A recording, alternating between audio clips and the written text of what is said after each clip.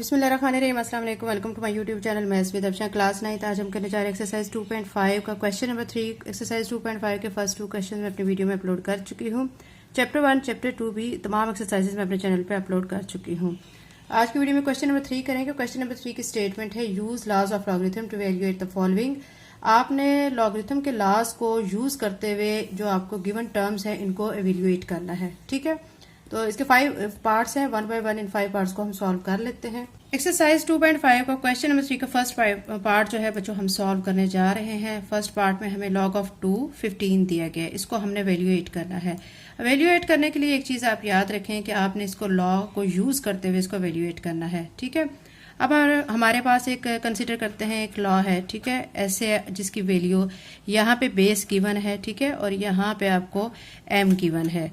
तो इसको अब आप किस तरह लिख सकते हैं? आप इसको ऐसे लिख सकते हैं log of m divided by log of n। ठीक है, इसको आप ऐसे लिख सकते हैं। आपने इस लॉ में कंफ्यूज नहीं होना कि एक लॉ हमारे पास ऐसे भी होता है। ठीक है, log ऑफ m इसकी पावर n।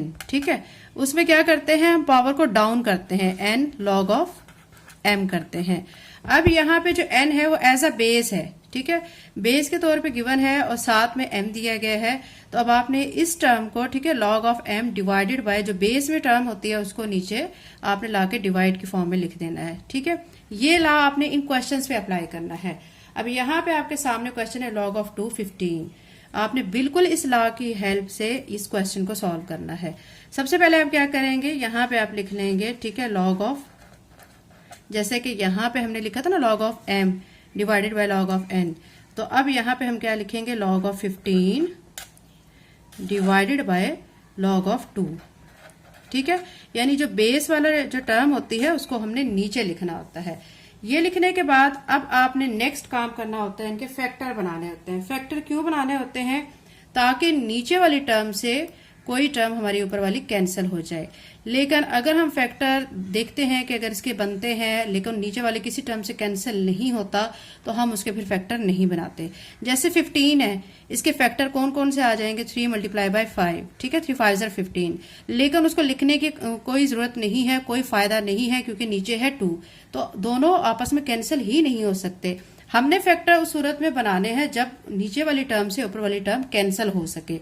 अभी फैक्टर यहाँ पे बनाने का कोई फायदा नहीं है, तो यहाँ पे हम फैक्टर नहीं बनाएंगे। डायरेक्ट क्या करेंगे, log 15। ठीक है, log 15 आपने क्या करना है, टेबल में देख लेना है। या टेबल में देख लें या कैलकुलेटर की हेल्प से आपने log 15 की वैल्यू फाइंड करनी है। जब आप log 15 की वैल्यू फाइंड करेंगे, कैलकुलेटर से आप कर लें, ठीक है, 1.1761 आ जाएगी।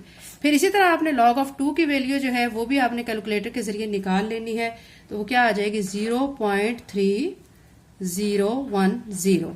अब आपने क्या करना है कि इस वैल्यू को इस पे डिवाइड कर देना है। ठीक है, जब इस वैल्यू को इस पे डिवाइड करेंगे तो हमारा आंसर आ जाएगा 3.907। तो ये बच्चों हमारा फर्स्ट पार्ट का आंसर आ चुका है, यानी हमने इसको एवेल्यूएट कर लिया है। अब हमने सेकंड पार्ट को करना है। सेकंड पार्ट आपके सामने है। हमें गिवन है log ऑफ 9। ठीक है, ये log ऑफ 9 ये बेस की फॉर्म में दिया गया है और साथ में आपको दिया गया है, ठीक है, क्यूब रूट में 9 दिया गया है। आपने वही लॉ अप्लाई करते हुए क्या करना है, आप सबसे पहले लिख लेंगे log ऑफ, ठीक है, cube root of 9 divided by log of 9। ठीक है, ये लिख लेंगे। नेक्स्ट टर्म में अब आपने क्या करना है, आप देखें बच्चों कि ये जो वैल्यू क्यूब रूट की होती है ना, ठीक है, ये जो क्यूब रूट है इसकी वैल्यू होती है 1/3। सिंपल आपने क्या करना है, log लिखने के बाद 9 लिख के इसकी वैल्यू 1/3 लिख देना है और नीचे आप क्या लिखेंगे, log ऑफ 9। ठीक है, अब आपने क्या करना है नेक्स्ट स्टेप में, ये 1/3 है, ठीक है, पावर की फॉर्म में, इसको आपने पावर को डाउन कर लेना है और यहाँ पे लिखना है log ऑफ 9 डिवाइडेड बाय नीचे log ऑफ 9। अब आप देखें ऊपर सेम टर्म है log ऑफ 9, नीचे भी सेम टर्म है log ऑफ 9। दोनों टर्म्स को आप कैंसिल कर दें, आपके पास सिंपल रह जाएगा 1/3। ठीक है, साथ में आ जाएगा 1 को 1 से मल्टीप्लाई करेंगे तो 1 ही आ जाएगा, तो आंसर आ जाएगा 1/3। तो यानी एवेल्यूएट करने के बाद हमारा आंसर क्या आ रहा है, 1/3। ये पार्ट 2 हो चुका है। अभी हम इसका पार्ट 3 करें, log ऑफ 3 65। इसको भी आपने इसी तरह करना है। आपने सबसे पहले यहाँ पे कर देना है log of 65 divided by log of 3। अब यहाँ पे बच्चों अगर हम फैक्टर बनाएं तो उनको बनाने का कोई फायदा नहीं। अगर देखें अगर हम 5 ले लेते हैं, 5 को 13 से मल्टीप्लाई करते हैं 65 बन जाएगा, लेकिन वो करने का फायदा नहीं है, नीचे है 3 क्योंकि 3 तो किसी से कैंसिल नहीं होगा, फिर ना 13 से कैंसिल होगा ना 5 से, तो फिर हम इसके फैक्टर नहीं बनाएंगे। ठीक है, फिर अब हम क्या करेंगे, log 65 इसकी वैल्यू को हम कैलकुलेटर में देख लेंगे। log 65 की वैल्यू को जब हम कैलकुलेटर में देखेंगे तो कैलकुलेटर में देखने के बाद इसकी वैल्यू हमारे पास क्या आ जाएगी, यहाँ पे मैं आपके सामने शो कर रही हूँ 1.8129, फिर divided by log of 3। log of 3 की वैल्यू भी आपने कैलकुलेटर में देख लेनी है, तो ये वैल्यू आ जाएगी 0.4771। ठीक है, अब आप देखें बच्चों कि ये जो वैल्यू आ चुकी है 1.8129, इसको आपने डिवाइड करना है 0.4771 पे। ठीक है, जब इसको इस पे डिवाइड करेंगे तो डिवाइड करने के बाद आपका आंसर आ जाएगा 3.7998। ये आपका पार्ट 3 को एवेल्युएट करके आंसर आ चुका है। 4 पार्ट आपके सामने है, इसमें भी आपने इसी तरह अप्लाई करना है लॉ को, जो कि आपको मैं फर्स्ट पार्ट में बता चुकी हूँ। लॉ के जरिए आपने इस क्वेश्चन को सॉल्व करते जाना है। पहले आपने क्या लिख लेना है, log of 72.34 divided by log of, ठीक है, फिर ये क्या है, स्क्वायर रूट ऑफ 3। ठीक है, नेक्स्ट टाइम में क्या करेंगे, ये वाली वैल्यू हम एज इट इज लिख लेंगे, log ऑफ 72.34। नीचे क्या करेंगे कि ये जो 3 की ये स्क्वायर रूट है, इसकी वैल्यू इसके ऊपर लिख लेंगे, जो कि है 1/2। ठीक है, 1/2 इसकी वैल्यू है, ये वैल्यू मैं यहाँ पे लिख चुकी हूँ। ऊपर वाली टर्म को भी हम ऐसे लिखेंगे, log ऑफ 72.34, और नीचे अब क्या करेंगे कि ये जो पावर है, ठीक है, 1/2, इसको हम स्टार्ट में ले आएंगे, यानी पावर डाउन करेंगे, log ऑफ 3 लिख देंगे। अब सिंपल सी बात है, आप क्या करेंगे, log को 72.34, यानी इसका हम 72.34 का log ले लेंगे। जब इसका हम log लेंगे तो इसकी वैल्यू आ जाएगी 1.8593। ठीक है, और 1/2 एज इट इज आ जाएगा, और फिर log ऑफ 3 की वैल्यू लेनी है। log ऑफ 3 की वैल्यू क्या आती है, 0.4771। अब आपने क्या करना है कि ऊपर वाली टर्म को तो आप ऐसे लिखेंगे 1.8593, लेकिन ये नीचे जो टर्म है 0.4771 को आप 1 से मल्टीप्लाई करके देखें तो वही आंसर बनता है ना। फिर इसको आपने 2 पे डिवाइड कर लेना है। जब इसको 2 पे डिवाइड करेंगे तो आंसर आपका 2 पे डिवाइड करने के बाद आ जाएगा 0.23855 आ जाएगा। ठीक है, इसके बाद अब आपने क्या करना है कि 1.8593 को डिवाइड करना है 0.23855 पे। ठीक है, जब इसको इस पे डिवाइड करेंगे तो आपका आंसर आएगा 7.7941। तो ये हमारा पार्ट 4 को बच्चों एवेल्युएट करके हमारा आंसर आ चुका है। ये इसका 4 पार्ट था। अभी हम इसका लास्ट पार्ट कर लेते हैं, जो कि 5 पार्ट है। 5 पार्ट आपके सामने गिवन है। ठीक है, इसको भी हमने इसी तरह करना है, इसी पैटर्न से। log ऑफ 343 को लिखने के बाद नीचे लिख देंगे log ऑफ, ठीक है, square root of 7। Next time में क्या करेंगे कि log ऑफ 343 को तो ऐसे ही लिखेंगे, लेकिन जो नीचे है, ठीक है, उसमें जो स्क्वायर रूट की वैल्यू होती है 1/2, तो हम वैल्यू लिख देंगे। ठीक है, ये खत्म कर दिया, इसकी जगह पे 1/2 लिख दिया है।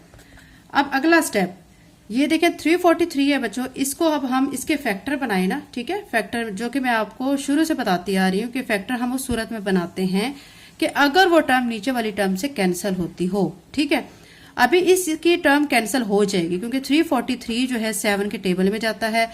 तो 7 देखें, 7 3 ज़ा 21, 7 4 ज़ा 28, 4 पे करेंगे, फिर 34 में से 28 को माइनस करेंगे तो 6 बचेगा, 6 इसके सामने लगा 63 बन गया, 7 9 ज़ा 63, फिर 7 पे 7 7 ज़ा 49, 7 1 ज़ा 7।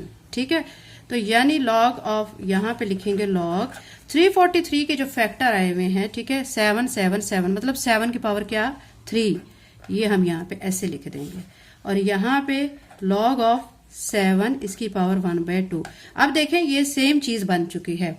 ये फैक्टर हम इसलिए बनाते हैं ताकि ऊपर और नीचे वाली अगर टर्म सेम बनती हो तो फिर हम ऊपर वाली टर्म के फैक्टर बनाते हैं। अगर फैक्टर बनाने के बाद नीचे वाली टर्म से वो कोई कैंसिलेशन उनकी नहीं होती, फिर हम फैक्टर नहीं बनाते।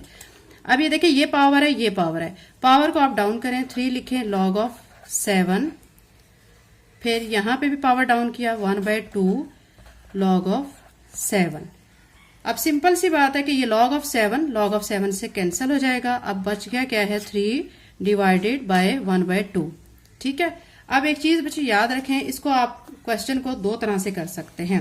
एक तो आप इसको डायरेक्ट ऊपर लेके जा सकते हैं, क्योंकि थर्ड रो में जो चीज होती है वो फर्स्ट रो के साथ जाके मल्टीप्लाई हो जाती है। ठीक है, इसको आप ऐसे भी कर सकते हैं, डायरेक्ट ऊपर लेके जाएं, 3 को 2 के साथ मल्टीप्लाई करेंगे तो 6 आंसर आ जाएगा। ठीक है, 6 आंसर आ गया। यहाँ पे एक और तरीका भी है इसको करने का, उसमें आप क्या कर सकते हैं कि 3 लिखने के बाद, ठीक है, क्योंकि ये डिवाइड हो रहा है 1/2, डिवाइड का साइन लिखने के बाद आपने 1/2 लिख देना है।